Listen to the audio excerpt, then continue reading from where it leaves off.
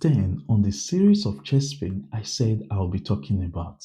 Okay, so if you've not watched part 1 to part 9, please do well to watch those videos. So today we'll be talking about peptic ulcer disease. Just to let you know, this will conclude the series on chest pain, and I'll be moving forward to talk about the causes of abdominal pain. Okay, so for those meeting me for the first time, I am an emergency medicine physician.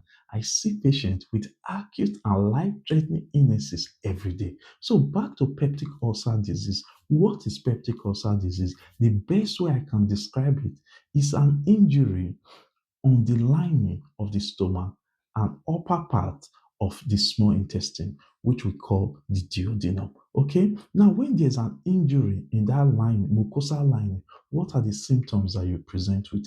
Typically, you present with a chest pain, but in the vast majority of cases, you present with upper abdominal pain, which we call epigastric pain. And how do you describe this pain? So this pain, you describe it as a peppery type of pain, not a sharp pain, not a dull pain. And you will always say that this pain radiates to the back.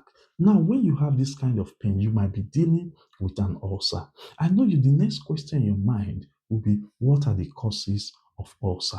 Now, in vast majority of cases, more than 90% of cases, it is caused by a bacterial bug we call H. pylori. Also, for those who are on prolonged or chronic use of NSAIDs, such as ibuprofen, naproxen, diclofenac, and the likes, they can also present with ulcer. Okay, when you have these symptoms, all you need to do is to see a doctor. When you see a doctor, there's a test that will be conducted that will give an indication if you are dealing with H. pylori infection. So if this ulcer is caused by H. pylori infection, there's a medication that will be given to you. We call that the triple regimen, which constitutes a proton pump inhibitor and also antibiotics. So you will take this medication for some weeks, and this will help to solve the problem. Okay, now for those which whose ulcer is caused by prolonged use of NSAID, you will talk to your doctor.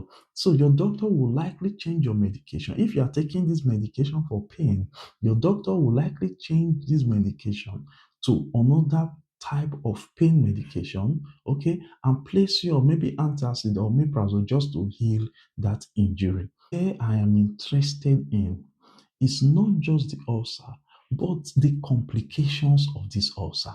Okay, now if you don't treat this ulcer, it can lead to massive bleeding, and people have died from massive bleeding resulting from an ulcer. It can also lead to other complications. So it's important when you have this kind of pain, see a doctor and get this checked out.